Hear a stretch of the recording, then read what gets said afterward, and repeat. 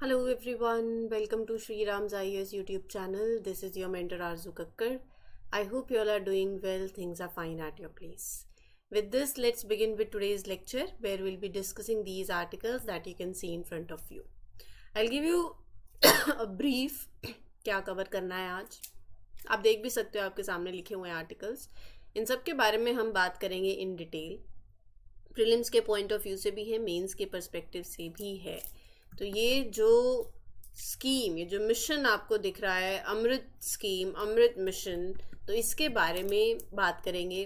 क्या अभी तक मतलब कितना सक्सेसफुल ये रहा है, क्या चैलेंजेस रहे हैं, राइट, क्या ये स्कीम है, क्या ये मिशन है, अमृत 2.0, वो बातें भी करेंगे. मेंस के पर्सपेक्टिव से भी इम्पॉर्टेंट है, पेपर 2 से you can connect. Then you have Eurasian whimbrel, एक स्पीशीज है इन न्यूज़, तो you will talk about it. CERT In GS paper 2 से कनेक्ट कर सकते हो, कैसी बॉडी है वो डिस्कस करेंगे.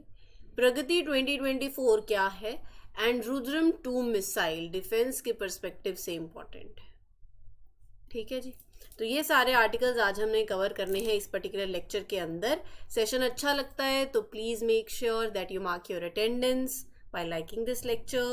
Do share them with your friends also, those who are preparing for UPSC or any exam and they are looking out for current affairs, so you can refer to them as well, so that we also have an extended family, right? And do subscribe to the channel. जिन्होंने channel subscribe नहीं किया है, channel subscribe ज़रूर कर लीजिए, ताकि जब भी लेक्चर आता है, कोई भी और सेशन आए, आपको नोटिफिकेशन आ जाती है फिर.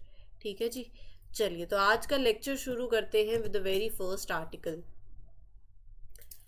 पहली बार जब कोई चीज़ होती है ना, वो और ज़्यादा खास हो जाती है. तो अभी क्या हुआ है, ये आप जिसकी तस्वीर देख रहे हो, स्पीशीज की तस्वीर देख रहे हो, इसका नाम है यूरेशियन और कॉमन विम्ब्रल. ठीक है. For the first time a long distance migratory bird tagged with a GPS transmitter, it was captured on camera in the state of Chhattisgarh. So this is the first time that we have recorded this sighting and of this particular bird with a GPS tag in that specific location. तो हम बात करेंगे आज Eurasian विम्ब्रल की. It is belonging to a large family of Scolopacidae. Scientific name है इसका Numenius phaeopus. So एक it is a wading bird in large family Scolopacidae. ठीक है जी, तो यहाँ पर माइग्रेटरी बर्ड है, तो इसका जो रेंज है दैट इट स्पैन्स, इसका डिस्ट्रीब्यूशन जो है वो अक्रॉस 5 कॉन्टिनेंट्स है, North America, South America, Asia, Africa और Europe. They breed in sub Arctic regions, तो यहाँ पर इनका breeding ground, they breed in sub Arctic regions of Siberia, Alaska, गर्मियों के टाइम पे during the summer they breed in those regions. And in winter ये US, Central America, South America, Africa, South Asia, Nepal तक, मतलब आप देखें तो ये माइग्रेट कर जाती हैं. ठीक है जी. हैबिटेट मतलब यही है कि winters mainly along the coast line, coastal wetlands, mangroves, marshes and larger rivers. So in winters they are mainly found in these locations, coastlines के पास, coastal wetlands के पास, mangroves, marshes, बड़ी बड़ी नदियों के पास पास ये आपको देखने को मिलती है. इनका अपीयरेंस देखो, ये तस्वीर आप देखो, लिखी हुई चीज़ें तो याद रह ही जाए, मतलब लिखी हुई चीज़ें क्या ध्यान रहती हैं, ये पिक्चर आप देखो, मैं बोलती हूँ आप साथ साथ देखो. एक बहुत मतलब लार्ज बर्ड की कैटेगरी में ही आता है with that greyish brown colour, and they have a very long curved bill with a noticeable bend also. इनके हेड्स देखो, they have distinct dark eye strips,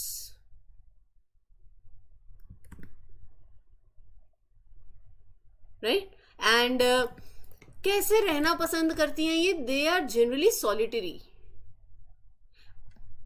when nesting, but breeding season के time पे they form groups. ठीक है जी. सो ये है इस पर्टिकुलर बर्ड के बारे में, कहाँ पाई जाती हैं, इनका डिस्ट्रीब्यूशन, इनके features. large grayish brown color, generally solitary when nesting, and they are known for their high pitched call. ठीक है. ये सारी कुछ बातें हैं। अभी लीस्ट कंसर्न है, मतलब खतरे की बात नहीं है, IUCN स्टेटस में लीस्ट कंसर्न पे है। India's computer emergency response team CERT-N recently issued a warning. किस चीज़ की वार्निंग इशू करी है उन्होंने? For a high severity vulnerability reported in Google Chrome for desktops. They have issued a warning regarding a security flaw जो कि कहाँ मिला है? In the Google Chrome browser. And ये high severity मतलब it poses a serious threat to the user security. It will allow the attackers, अगर आप मतलब अगर if exploited तो ये जो flaw है, ये vulnerability जो basically they are saying they have categorized into, and it will steal your sensitive information, privacy issues होंगे, यूज़र की सिक्योरिटी खतरे में जाती है। तो यहाँ पर इसीलिए वार्निंग इशू करी है to alert the users and to encourage them to take necessary actions. मतलब अपने ब्राउजर को जैसे अपडेट कर लो to the latest version, unnecessary चीज़ें डाउनलोड नहीं करनी चाहिए वैसे भी। ठीक है जी, तो हम बात करते हैं CERT-N के बारे में। कंप्यूटर इमरजेंसी रिस्पॉन्स टीम एक नेशनल एजेंसी है जो रिस्पॉन्सिबल है for handling and responding to computer security incidents across the country as they occur. मतलब इसका मेन फंक्शन ही यही है to secure Indian cyber space. ठीक है जी, so it's a national nodal agency for responding to computer security incidents. Ministry of information and electronics technology के अंदर ये फंक्शन करती है, इट ऑपरेट्स अंडर। ठीक है, it has been active since January 2004। मतलब अगर मैं इसे कॉन्स्टिट्यूएंसी की बात करूं, so it includes the entire Indian cyber community and all of the Indian cyber space.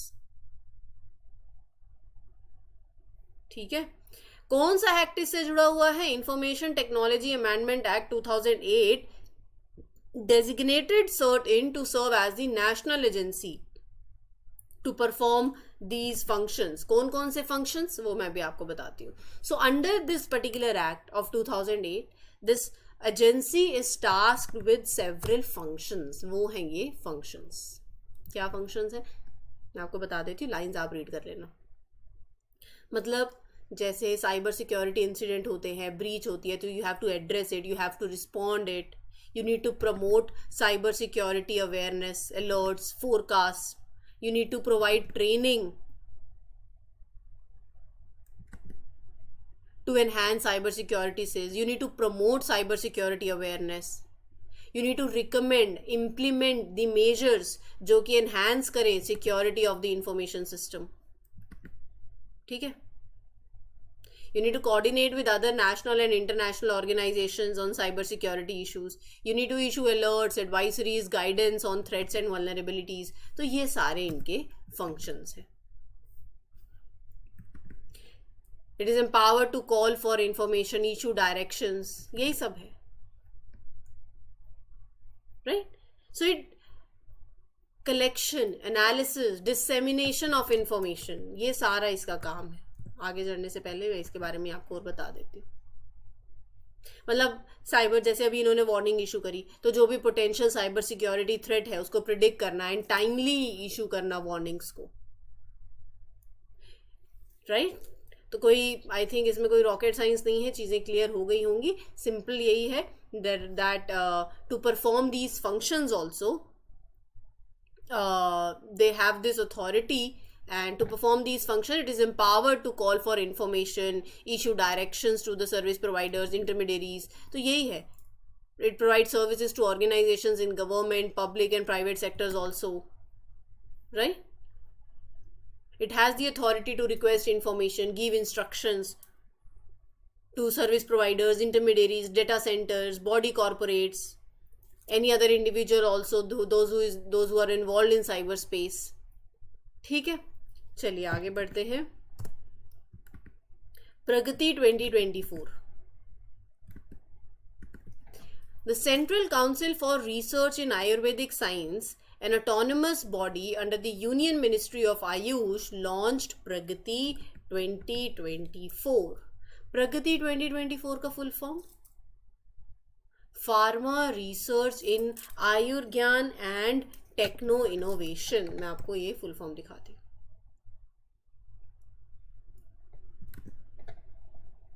ठीक है, ये इनिशिएटिव लॉन्च किया गया है किस लिए? To explore new research opportunities and encourage collaboration, किसके बीच में? Between central council for research in Ayurvedic science and Ayurveda drug industry, तो CCRAS। आयुर्वेदा को और आगे लेके जाना है ना। अब हम बात कर लेते हैं CCRAS के बारे में। ये एक ऑटोनमस बॉडी है, मिनिस्ट्री ऑफ आयुष के अंदर काम करती है। Ayush, Ayurveda, yoga, naturopathy, Unani, Siddhi, homeopathy. This top organisation in India is responsible for what? For conducting scientific studies, experiments that are related to Ayurvedic science, coordinating, bringing together different researchers, institutions, so that you work on Ayurvedic science, creating new research plans, developing them into actionable projects, promoting research on scientific lines. So ये सारा काम है इस particular authority का। सो ये जो प्रगति 2024 है, it is a new project जिसका मकसद क्या है? रिसर्च और इनोवेशन आयुर्वेदा के अंदर और ज्यादा बूस्ट करना by working together with this Ayurveda drug industry. ठीक है जी।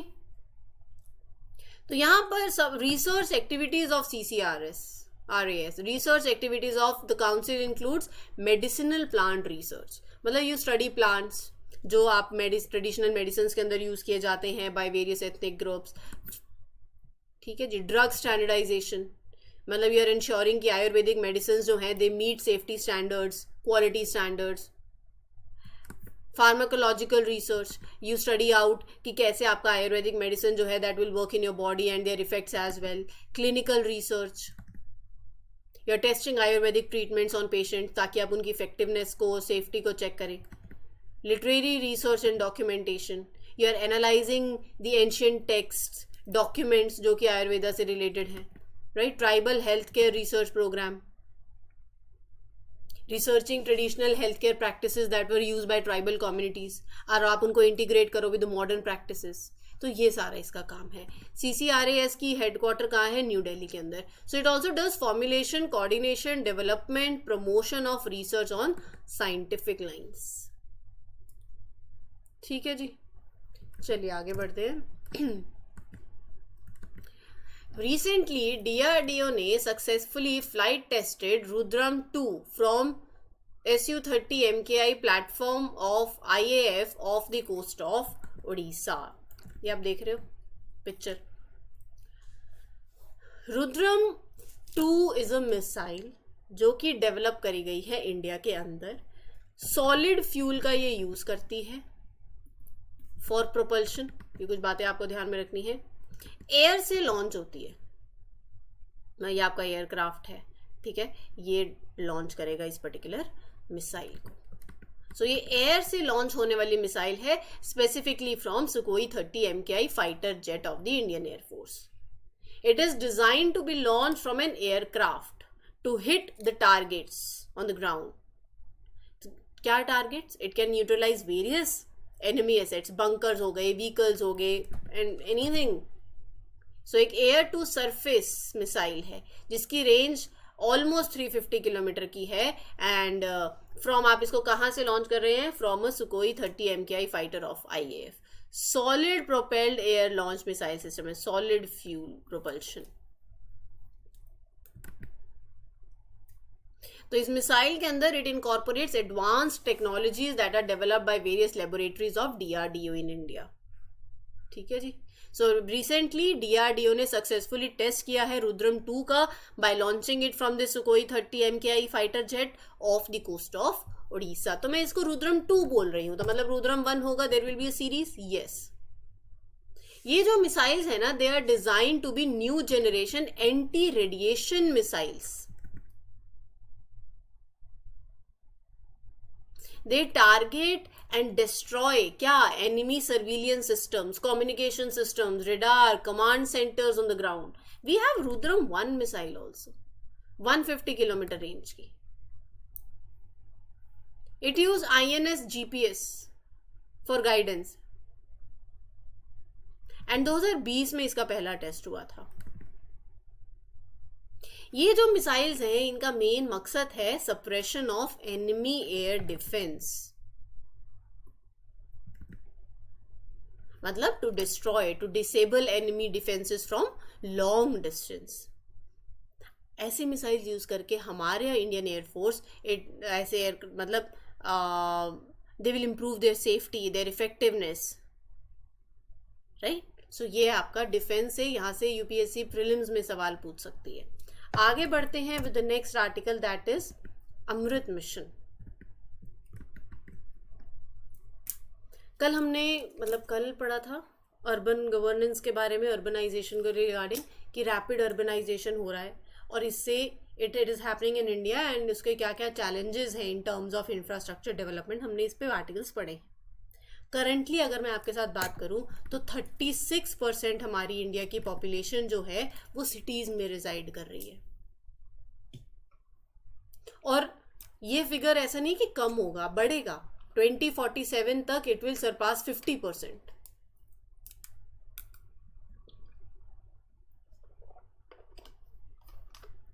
और ये देखते हुए हमें अर्बन इंफ्रास्ट्रक्चर की ज़रूरत है. तो यहाँ पर वर्ल्ड बैंक एस्टिमेट कर रहा है कि एक investment of $840 billion is required over the next 15 years. इसी के चलते हमारी सरकार ने 2015 में ये Atal mission for rejuvenation and urban transformation scheme लेकर आई थी. इसका मकसद है अर्बन इंफ्रास्ट्रक्चर को इम्प्रूव करना, बेसिक सर्विसेज, पानी की supply, sewerage, transportation, urban amenities लोगों तक हो. फिर अक्टूबर 2021 में इसका 2.0 दूसरा वर्जन भी लॉन्च किया. तो हम बात कर लेते हैं अमृत स्कीम के बारे में. पर्पस क्या है बता दिया. क्वालिटी ऑफ लाइफ को एनहांस करना, particularly for poor and disadvantaged. Infrastructure creation करना that directly contributes to improving services for citizens. अमृत कितने cities कवर करता है? 500 cities. All the cities and towns जिनकी population over 1 lakh है with notified municipalities. राइट. तो ये आज की जो प्रेसिंग नीड्स हैं अर्बन एरियाज की, जहाँ पर बेसिक एम्यूनिटीज की जो डिमांड है that is also very high, उसको पूरा करना, इंफ्रास्ट्रक्चर, सर्विसेज, ये सारा इसका काम था. फिर अपन आए अमृत 2.0 पे. It has a clear aim to upgrade sewage and septic management systems across Indian cities. ये इंश्योर करना कि जितने भी अर्बन एरियाज हैं they become water secure. Sewage and septic management, water safe cities, no sewage drains anywhere in our rivers. ये इसका main clear aims थे इसके. It focused on enhancing these sewerage and septic management. ठीक है. ये mission target करता है 100% coverage हो of water supply to all the households in approximately 4700 urban local bodies. जिसके चलते it has provision की टैप कनेक्शन हो 2.68 करोड़ टैप कनेक्शंस. ये इंश्योर करना कि हर एक घर have access to clean water, safe water. ठीक है. Then 100% coverage of sewerage and septage in 500 Amrit cities by providing around 2.64 crore sewerage और सेप्टेज कनेक्शंस. ये इसका क्लियर सॉर्टेड एम रहे हैं. Right. Now principles and mechanisms. ये स्कीम ऑपरेट करती है on principles and mechanisms. So basically circular economy. ये mission embrace करता है this concept of circular economy. मतलब आपको वेस्ट कम करना है, रिसोर्सेज को एफिशिएंटली यूज करना है. ऐसी प्रैक्टिसेस हो जो पानी कंजर्व करना, ग्राउंड वाटर बॉडीज और you rejuvenate such bodies and ensure कि they are use sustainably. Then you have data led governance. ऐसी गवर्नेंस जो कि डेटा ड्रीवन डिसीजन करे. By using data and technology. इस मिशन का मकसद क्या है? टू बेटर अंडरस्टैंड जो वाटर रिलेटेड चैलेंजेस हैं और आप उनको कैसे इफेक्टिवली सॉल्व कर सकते हो। और यहां पर पेय जल सर्वेक्षण इज कंडक्टेड, सर्वे, ताकि आप availability of drinking water, quality of drinking water check करें। And you have technology submission. तो basically a dedicated technology submission is established, ठीक है, ताकि आप लेटेस्ट ग्लोबल टेक्नोलॉजीज को यूज करें। सॉर्टेड है यहां तक। आप इसका इतना अच्छा काम है, कवरेज भी मैंने आपको बता ही दिया है। तो देखो स्कीम की परफॉर्मेंस और उसके क्रिटिसिज्म। ये स्कीम जो है ना, इसने substantial amount of funds disburse किए हैं, मतलब millions of tap and sewerage connections हुए हैं, पार्क्स की डेवलपमेंट हुई है एंड रिप्लेसमेंट हुई है of LED lights. It has contributed to enhancing the quality of life in urban areas, no doubt, but there are still certain criticism and challenges. इसको मैं अगर आपके साथ पॉइंट्स फॉर्मेट में रखूं तो पहला है inadequate water sanitation and hygiene. मतलब इंप्रूवमेंट होने के बावजूद भी large number of people still suffer due to inadequate water sanitation and hygiene. यहाँ पर आप ये डेटा भी दे सकते हो कि 2016 के अंदर डिसीज बर्डन जो है due to unsafe water and sanitation per person was 40 times higher in India than China. Huge amount of waste water जो है वो ऑब्वियसली अगर नहीं ट्रीट होगा तो डिसीजेस के इंसिडेंसेस वो भी और ज़्यादा बढ़ेंगे। तो ये उन्होंने इसके रिगार्डिंग बताया है कि 31% of urban Indian households के पास पाइप्ड वाटर नहीं है। Sewerage discharge system is not connected, 67.3% are not connected with this also, right. Air quality concerns भी दिखाए हैं। मतलब अचीवमेंट्स होने के बावजूद भी कुछ क्रिटिकल अर्बन चैलेंजेस हैं कि इंडिविजुअल, ये कहते हैं कि ये जो स्कीम है ना, ये फोकस कर रही है on individual projects rather than taking a holistic view of urban development needs. Project oriented approach थोड़ी ठीक करनी है। सिटी गवर्नमेंट्स जो हैं वो एडवोकेटली इन्वॉल्व नहीं है डिसीजन मेकिंग में, तो there is a lack of city participation also. Governance issues भी हैं। जो आपका इंफ्रास्ट्रक्चर डिजाइन है that is also insufficient. Urban planning challenges, private interest influence है, वहां फिर दिक्कत आ जाती है। सोल्यूशन क्या है? पीपल सेंट्रिक अप्रोच हो, नेचर बेस्ड सॉल्यूशंस हो, right, and you empower local bodies also. So these 3 points can be your way forward. इस पर्टिकुलर सेशन के लिए इतना ही। उम्मीद करती हूँ चीजें क्लियर हो गई हों। कोई डाउट हो तो you can ask me in the comment section. बाकी सेशन को पीछे थोड़ा सा रिवाइंड करें, जहां पर भी आपको दिक्कत हो उसको दोबारा सुन सकते हो एंड मेक श्योर अपनी रिविजन को और ज़्यादा स्ट्रॉन्ग करो, ठीक है। फिर और दूसरे सेशन में मिलेंगे with other articles. Till then take care, good luck, good wishes, happy learning, all the best, thank you.